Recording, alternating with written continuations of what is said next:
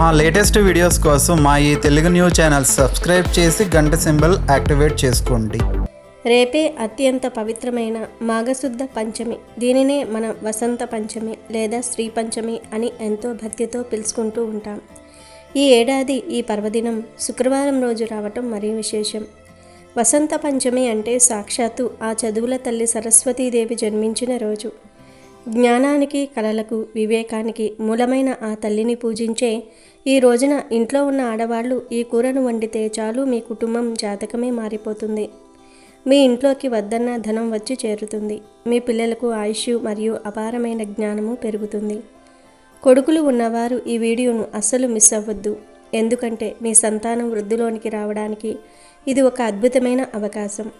ఈరోజు గుర్తుపెట్టుకొని ఈ కూర వండినా తిన్నా అష్టైశ్వర్యాలు సిద్ధిస్తాయి. ఆ సరస్వతీదేవి మహా అనుగ్రహం కలుగుతుంది. సంవత్సరమంతా ఎలాంటి అనారోగ్యాలు, అపమృత్యు దోషాలు రాకుండా సంతోషంగా ఉండగలుగుతారు. మరి ఇంతకీ అసలు వసంత పంచమి రోజు ఆడవారు వండాల్సిన ఆ కూర ఏమిటి? పిల్లల చేత ఏది తినిపిస్తే వారికి అపమృత్యు దోషాలు పోయి విద్యా బుద్ధుల్లో ముందుంటారు? అలాగే ఈ రోజున ఏ కూరను అస్సలు తినకూడదు అనే విషయాలన్నీ ఈరోజు మనం ఈ వీడియోలో క్లియర్గా తెలుసుకుందాం. అంతేకాదు ఈరోజు ఏ రంగు దుస్తులు ధరించాలి, స్నానం చేసే నీటిలో ఏం వేసుకుని చేయాలి, పూజ ఎలా చేయాలి అనే విషయాలను కూడా తెలుసుకుందాం.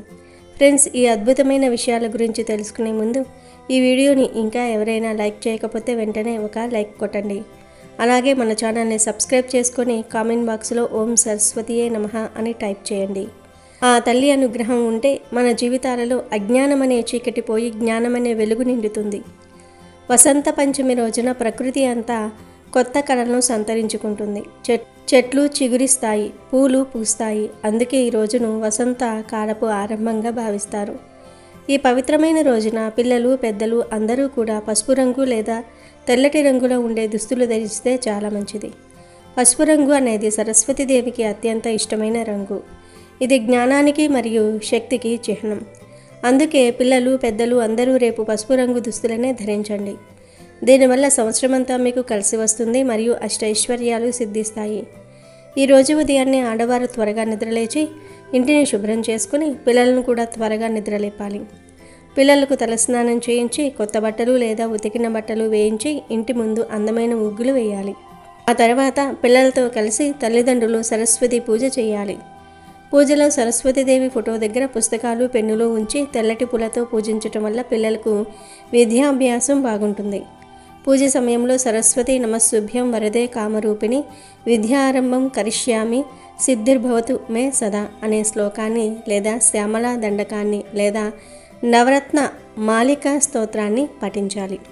ఒకవేళ ఇవేమీ మీకు చదవటం రాకపోతే కనీసం ఓం సరస్వతియే నమః అనే మంత్రాన్ని పిల్లల చేత 11 సార్లు చదివించండి. ఇలా చేయడం వల్ల పిల్లల్లో ఉన్న అజ్ఞానం పోయి బుద్ధి వికాసం చెంది చదువులో అందరికంటే ముందుంటారు. మాఘశుక్ల పంచమినే వసంత పంచమి, శ్రీ పంచమి అని అంటారు. ఇది జ్ఞానానికి ప్రతిరూపమైన సరస్వతీదేవి పుట్టినరోజు. జ్ఞానము మనిషిని మనిషిగా తీర్చిదిద్దుతుంది. జ్ఞానము, విద్య, చదువు పర్యాయ పదాలు. విద్యకు ఆదిదేవత, జ్ఞాన ప్రదాయిని అయిన శ్రీ సరస్వతీదేవిని స్మరించి పూజించే రోజే వసంత పంచమి. విద్యలకు అధిష్టాధిపతి సరస్వతి. ఆమె అనుగ్రహం వలన ఉలుకు పలుకు, బుద్ధి, శక్తి లభిస్తాయి. మతి మరుపు, మాంద్యం తొలగిపోతాయి. మేధాశక్తి పెంపొంది సరి అయిన జ్ఞానం కలిగి ఇహము పరము మోక్షము లభిస్తాయి. జ్ఞాన లబ్ధికి ఆటంకాలైన సకల అవరోధాలను తొలగించే తల్లి సరస్వతి. శృతులలో సరస్వతీదేవిని ప్రాణశక్తిగా, జ్ఞానశక్తిగా కీర్తించటం జరిగింది. ఈ రోజునే క్షీరసాగర మదన సందర్భంగా లక్ష్మీదేవి ఆవిర్భవించిన కారణంగా దీనిని శ్రీపంచమిగా పేర్కొంటారు. ఈరోజు మహాగణపతిని, శ్రీలక్ష్మిని, శ్రీ సరస్వతిని షోడశోపచారాలతో పూజించాలని, శ్రీ సరస్వతీదేవి ప్రతిమతో పాటు జ్ఞానానికి ప్రతీకలైన పుస్తకాలను, పెన్నులను పూజాపీఠంపై ఉంచి అర్చించాలని శాస్త్రాలు చెప్తూ ఉన్నాయి. ఈ సరస్వతీ పంచమి రోజు ఉదయం మరియు సాయంత్రం స్నానం చేసే నీటిలో చిటికెడు పసుపును లేదా ఉసిరికాయ ముక్కలను వేసుకొని స్నానం చేయాలి. అలా చేయటం వలన సరస్వతీదేవి కటాక్షం లభిస్తుంది. కష్టాలు పోతాయి, జ్ఞానం పెరుగుతుంది, వాక్చాతుర్యం పెరుగుతుంది. ఒంట్లోని దోషాలు పోతాయి, మీ శరీరానికి నూతన ఉత్తేజం వస్తుంది. కనుక అందరూ ఈ విషయాన్ని గుర్తుపెట్టుకోండి. ఉదయం మరియు సాయంత్రం నీటిలో ఇవి వేసుకుని స్నానం చేసి శుభ ఫలితాలను పొందండి. రోజు సరస్వతీదేవికి పాలను కానీ లేదా పాలతో చేసిన తెల్లటి తీయటి పదార్థాలను కానీ నైవేద్యంగా సమర్పించాలి. ఇలా తెలుపు వర్ణంలో ఉండే నైవేద్యం పెట్టి ఆ నైవేద్యాన్ని పిల్లలు పెద్దలు తినటం వలన సకల ఐశ్వర్యాలు సిద్ధిస్తాయి. అలాగే ఈరోజు అమ్మవారిని తెలుపు రంగు పూలతో పూజించాలి. అంటే మల్లె, సన్నజాజి, తెలుపు, గులాబీ, దేవగన్నేరు లాంటి తెలుపు పూలతో పూజ చేస్తే సకల విద్యలు సకల సంపదలు వృద్ధి చెందుతాయి. అదేవిధంగా కొన్ని పచ్చి పాలను తీసుకొని ఆ పాలల్లో చిటికెడు పసుపును, కొంచెం ధనియాల పొడిని, కొంచెం పంచదారను కలిపి ఆ పాలను ఇంటి గుమ్మానికి రెండు వైపులా అలాగే తులసి చెట్టు మొదట్లో చల్లాలి. అలా చల్లటం వలన ఇంటికి పట్టిన దరిద్రాలన్నీ కూడా పోతాయి, కష్టాలు పోతాయి, ధన ఆకర్షణ కలుగుతుంది. ఈరోజు పిల్లలకు అక్షరాభ్యాసం జరిపిస్తే ఆ తల్లి కరుణా కటాక్షాల వల్ల అపారమైన జ్ఞానం లభించి నిరాటంకంగా విద్యా అభివృద్ధి జరుగుతుందని ప్రజలందరి విశ్వాసం. పూర్వం రాజస్థానాలలో ఈరోజు దర్బారులు నిర్వహించి కవితా గోష్ఠులు జరిపి కవులను, పండితులను, కళాకారులను సత్కరించటం ఆనవాయితీగా ఉండేది. వాల్మీకి సరస్వతీదేవిని ఉపాసించి శ్రీమద్ రామాయణ రచనను చేశాడని పురాణాలు చెప్తూ ఉన్నాయి. అలాగే వ్యాసమునీంద్రుడు కూడా సరస్వతీదేవి అనుగ్రహం వలనే వేద విభజన చేసి పురాణాలను ఆవిష్కరించాడని, మహాభారత, భాగవత, బ్రహ్మ సూత్రాది రచనలు చేసి భారతీయ సనాతన ధర్మ వ్యవస్థకు మూల పురుషుడిగా నిలిచాడని ప్రతీతి. తెలుగులో భాగవతాన్ని రచించిన పోతన మహాశయుడు సరస్వతీదేవి అనుగ్రహం పొందటమే కాక ఆ గ్రంథాన్ని పొట్టకూటి కోసం నరులెవ్వరికీ అంకితమివ్వనని వాగ్దానం చేసినట్టుగా కూడా చెప్తున్నారు. ఈరోజు మాటలను అదుపులో పెట్టుకోవాలి. ఎవ్వరిని దూషించరాదు, ఇతరుల గురించి చెడుగా మాట్లాడరాదు. ఎందుకంటే వాక్కు కూడా సరస్వతీ కటాక్షమే. ఈరోజు పిల్లలు పెద్దలు అన్న తేడా లేకుండా అందరూ సరస్వతీ మాతను పూజించాలి. విద్యార్థులు ఈరోజు సరస్వతి అమ్మవారి అనుగ్రహం పొందాలి. అమ్మ అనుగ్రహం కలిగితే ఎంతటి వారికైనా అఖండ విద్యాప్రాప్తి లభిస్తుంది. ఈరోజు అక్షరాభ్యాసం కార్యక్రమాలు నిర్వహిస్తారు. అందువల్లే బాసర ఆలయంలో ఈ పండుగను 3 రోజుల పాటు ఘనంగా నిర్వహిస్తారు. ఈరోజు తల్లిదండ్రులు ఇక్కడకు వందల సంఖ్యలో వచ్చి తమ పిల్లలకు అక్షరాభ్యాసాలు, అన్నప్రాసనలు చేయిస్తారు. ఈరోజు దేవాలయాల్లోనే కాక ఇంట్లో, స్కూళ్ళల్లో, కాలేజీల్లో సరస్వతీదేవి పూజ నిర్వహిస్తారు. అదేవిధంగా ఈరోజు ఏదైనా కొత్త పని మొదలు పెడితే దానిలో తప్పక శుభం కలుగుతుంది. రోజు సరస్వతీదేవి అమ్మవారికి అరటి పండును సమర్పిస్తే వారికి చక్కని జ్ఞానాన్ని, సంపదను కలిగిస్తుంది. అదేవిధంగా ఈరోజు అమ్మవారికి తేనె నివేదన చేస్తే వారికి అన్ని పనుల్లో విజయం కలుగుతుంది. పాలను నివేదన చేస్తే తెలివితేటలు పెరుగుతాయి. ఇక అసలు విషయంలోనికి వస్తే ఈ వసంత పంచమి రోజున కొన్ని రకాల కూరగాయలను తింటే అష్టైశ్వర్యాలు సిద్ధిస్తాయని, జ్ఞానం పెరుగుతుందని, దోషాలు పోతాయని మన శాస్త్రాలు చెప్తూ ఉన్నాయి. ఆడవారు ఈ రోజున తమ వంటగదిలో కొన్ని కూరలను తప్పకుండా వండాలి. అందులో మొదటి కూర పాలకూర. ఈ రోజున పాలకూరను పప్పులో వేసి కానీ లేదా విడిగా కూరలాగా కానీ, ఫ్రైలాగా కానీ, పిల్లవాడికి ఇష్టమైన పాలక్ పన్నీర్ రూపంలో కానీ వండి పెట్టాలి. ఆకుకూరల్లో పాలకూరకు ఒక ప్రత్యేకమైన స్థానం ఉంది. ఇది బుద్ధిని చురుగ్గా ఉంచుతుంది. ఈ రోజున పాలకూర తినటం వల్ల జ్ఞానం పెరుగుతుంది మరియు సంవత్సరం పొడవునా మీకు అంతా శుభమే జరుగుతుంది. పిల్లలు మరియు పెద్దలు అందరూ ఈ కూరను ఈరోజు తప్పనిసరిగా తీసుకోవాలి. అలా తినటం వలన ధన సమస్యలు దరిచేరవు. సంవత్సరం అంతా బాగుంటుంది. అష్టైశ్వర్యాలు సిద్ధిస్తాయి. ఇక రెండవ కూర ఏమిటంటే క్యాలీఫ్లవర్. అవును, వసంత పంచమి రోజున క్యాలీఫ్లవర్ కూరను తింటే చాలా మంచిదని పండితులు చెప్తూ ఉంటారు. పిల్లలు ఈ కూరని ఇష్టంగా తింటారు కాబట్టి క్యాలీఫ్లవర్ ఫ్రై కానీ, గోబీ 65 కానీ, లేదా గోబీ మంచూరియా రూపంలో కానీ ఏదో ఒక విధంగా వారికి వండి పెట్టండి. ఇలా చేయటం వల్ల పిల్లలు విద్యలో రాణిస్తారు. పెద్దలకు తాము చేసే పనుల్లో విజయం లభిస్తుంది. సకల సంపదలు మిమ్మల్ని వరిస్తాయి. అలాగే ఈ రోజున క్యారెట్కు కూడా ఒక ప్రత్యేకత ఉంది. ఈరోజు క్యారెట్ను జ్యూస్ రూపంలో కానీ, హల్వాలాగా కానీ, లేదా కూర రూపంలో కానీ, ఫ్రై రూపంలో కానీ తీసుకోవాలి. క్యారెట్లో ఉండే పోషకాలు శరీరానికి శక్తిని ఇవ్వటమే కాకుండా ఈ రోజున క్యారెట్ తినటం వల్ల పిల్లలకు ఉండే అపమృత్యు దోషాలు తొలగిపోతాయి. అసలు వండలేకపోయినా కనీసం ఒక మంచి క్యారెట్నైనా పిల్లల చేత తినిపించండి. అది వారికి ఎంతో రక్షణను ఇస్తుంది, దోషాలను పోగొడుతుంది. అలాగే ఈ రోజున వండాల్సిన మరో అద్భుతమైన కూర మునగాకు. మునగాకును పప్పులో వేసి కానీ, లేదా ఫ్రై లాగా కానీ, కూరలాగా కానీ ఈరోజు పిల్లలకు వండి పెడితే అష్టైశ్వర్యాలు సిద్ధిస్తాయి. మునగాకు శరీరానికి బలాన్ని ఇవ్వటమే కాకుండా బుద్ధిని పదును పెడుతుంది. ముఖ్యంగా మగపిల్లలు ఉన్నవారు ఈ కూరలను అస్సలు మిస్ అవ్వకండి. మగపిల్లల జాతకంలో ఏవైనా దోషాలు ఉన్నా, చదువు మీద ఏకాగ్రత కుదరకపోయినా ఈ రోజున ఈ కూరలను వండిపెట్టి వారికి తినిపిస్తే వారి భవిష్యత్తు బంగారుమయమవుతుంది. అపమృతి దోషాలు పోయి ఆయుష్ పెరుగుతుంది. వారు గొప్ప స్థాయికి ఎదుగుతారు. అయితే శ్రీ పంచమి రోజున ఒక ముఖ్యమైన విషయాన్ని గుర్తుంచుకోవాలి. ఈ రోజున వంకాయ కూరను తినకూడదు. అలాగే మాంసాహారంకు ఈరోజు దూరంగా ఉండటం చాలా మంచిది. అంటే చికెను, మటను, చేపలు, రొయ్యలు, పీతలు, నత్తలు, గవ్వలు, గుడ్లు, ఎండు రొయ్యలు, ఎండు చేపలు ఇలాంటివేమీ ఈరోజు తినకూడదు. ఇది చాలా ముఖ్యం. తెలిసి తెలియక చేసే ఇటువంటి చిన్న పొరపాట్లు మీ కుటుంబంపై చాలా పెద్ద ప్రభావాన్ని చూపిస్తాయి. కనుక ఈరోజు ఎవరు నాన్ వెజ్ కూరలు వండొద్దు. కూరల రూపంలోనే కాదు, బిర్యానీలు, చికెన్ పకోడీలు, ఎగ్ బజ్జీలు, చికెన్ ఫ్రై, చికెన్ ఎగ్ పఫ్లు, బర్గరు, పిజ్జా ఇలా ఏ రూపంలోనూ కూడా ఈరోజు నాన్ వెజ్ తినకూడదు. కనీసం గుడ్డును కూడా ఈరోజు పిల్లలకు ఇవ్వకూడదు. చాలామంది పిల్లలకు ప్రతిరోజు ఉడకబెట్టిన గుడ్డు ఇస్తూ ఉంటారు. కానీ ఈ ఒక్కరోజు మాత్రం అలా కూడా పిల్లలకు గుడ్డు పెట్టొద్దు. గుడ్డు కూడా నాన్ వెజ్జే. చాలామంది గుడ్డు నాన్ వెజ్ కాదు కదా అంటారు. కానీ ఇక్కడ మీరు ఒక విషయాన్ని గుర్తించాలి.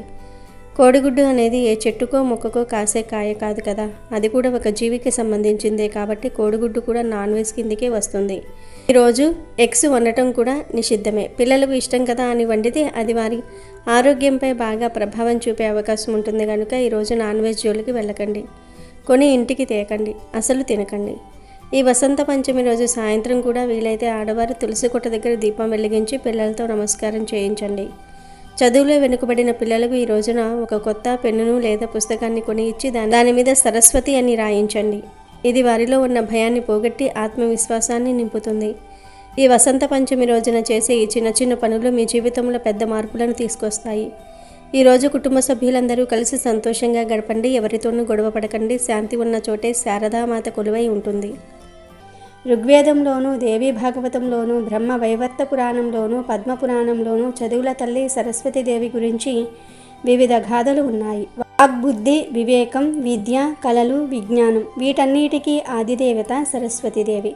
కేవలం చదువులనే కాదు, సర్వశక్తి సామర్థ్యాలను తన భక్తులకు ప్రసాదిస్తుందని దేవీ భాగవతంలో వివరించటం జరిగింది. ఈరోజు సరస్వతీదేవిని భక్తి శ్రద్ధలతో పూజిస్తే ఎవరు దొంగిలించబడిన జ్ఞానం అనే విద్యను మనకు ప్రసాదిస్తుంది. సకల సంపదలకు నిలయం విద్య. ఒక విద్య ఉంటే చాలు, అతనికి అన్ని ఐశ్వర్యాలు ఉన్నట్లే. మన ఇంట్లో ఉన్న ధనాన్ని ఎవరైనా దొంగిలించవచ్చు, కానీ మన విద్యను దొంగిలించటం ఈ సృష్టిలో ఎవరి తరం కాదు. అదే సరస్వతీదేవి మనకు ప్రసాదించే గొప్పవరం. సరస్వతి అమ్మవారు పరమ సాత్విక మూర్తి. అమ్మవారి మూర్తిని చూసి మనం నేర్చుకోవాల్సింది చాలా ఉంది. ఆమెకు యుద్ధం చేసే ఆయుధాలు ఏమీ ఉండవు. బ్రహ్మ వైవర్త పురాణంలో సరస్వతీదేవిని అహింసకు ఆదినాయకగా చెప్పడం జరిగింది. అహింస ద్వారా మనం సాధించగలిగేది ఏమీ లేదని, జ్ఞానం ద్వారా దేన్నైనా సాధించవచ్చునని, మంచి ఆలోచన జ్ఞానంతో ఎలాంటి విజయాలునైనా సరే సాధించవచ్చునని, అన్నిటికీ మూలం విజయాన్ని అమ్మవారి మూర్తి ద్వారా మనం గ్రహించగలగాలి. పూర్వం శంభు, నిశంభులు అని ఇద్దరు రాక్షసులు అన్నదమ్ములు ఉండేవారు. ఈ రాక్షసులు చాలా బలమైన వారు. అంతా నాకే కావాలి అని అత్యాశతో ఉండేవాళ్ళు. మేమే రాజుగా ఉండాలి అని అనుకునేవారు. పలు సంవత్సరాల పాటు బ్రహ్మ కోసం ఏకాగ్రతతో తపస్సు చేస్తారు. బ్రహ్మ ప్రసన్నమై ఏం వరం కావాలో కోరుకోమంటాడు.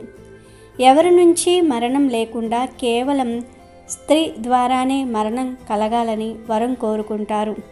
ఎందుకంటే స్త్రీలు అబలలు, వారు మమ్మల్ని ఏం చేయలేరు అనే అజ్ఞానంతో ఆ కోరిక కోరుకుంటారు.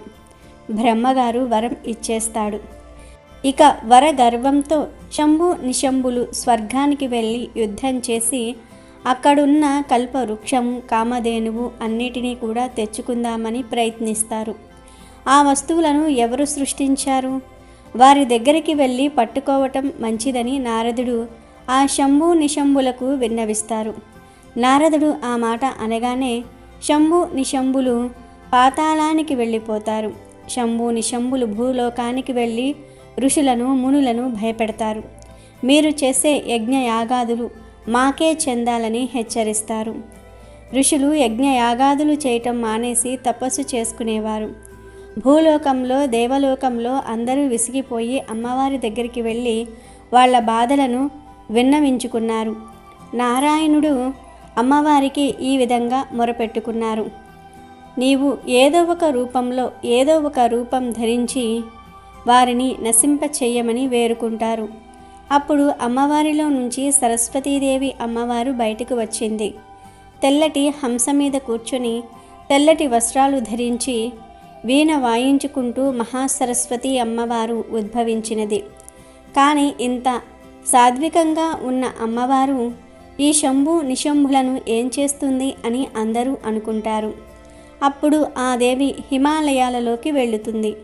తర్వాత నారదుడు, మీరు వివాహం చేసుకునే కన్య కాశ్మీర్లో హిమాలయాల్లో కొలువై ఉన్నది అని శంభు నిశంభులకు చెప్తాడు.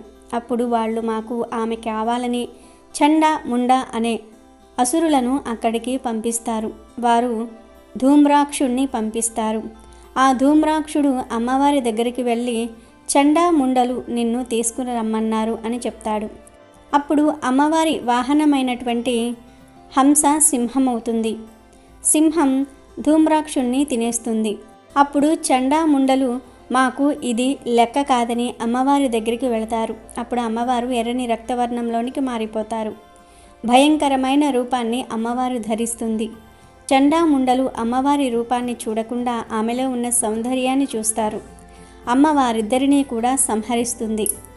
నారదుడు శంభు నిశంభు వద్దకు వెళ్ళి, మీరు వివాహం చేసుకునే కన్య వచ్చిందా అని శంభు నిశంభులను అడుగుతాడు. తాము పంపిన అసురులందరూ సంహరింపబడ్డారని తెలుసుకుని శంభు అమ్మవారి దగ్గరికి వెళ్తాడు.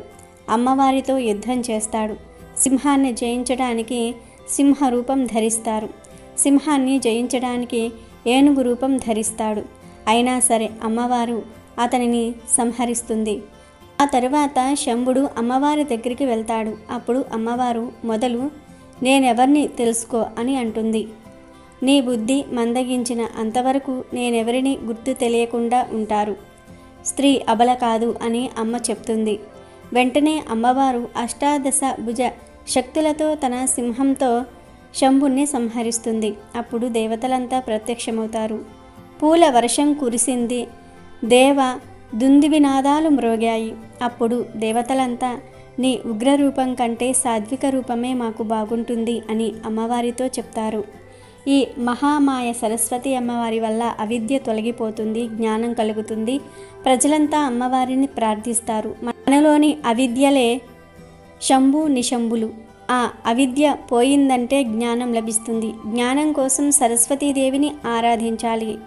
చండీ సప్తశతిలోని ఈ కథ ఎవరు వింటారో వారికి గృహదోషాలు, మూఢత్వం పోతాయి, విద్య లభిస్తుంది. అమెజాన్లో బెస్ట్ డిస్కౌంట్స్ కోసం వీడియో డిస్క్రిప్షన్లో లింకు ఉంది, చూడండి. అలాగే మా టెలిగ్రామ్ ఛానల్ సబ్స్క్రైబ్ చేసుకోండి.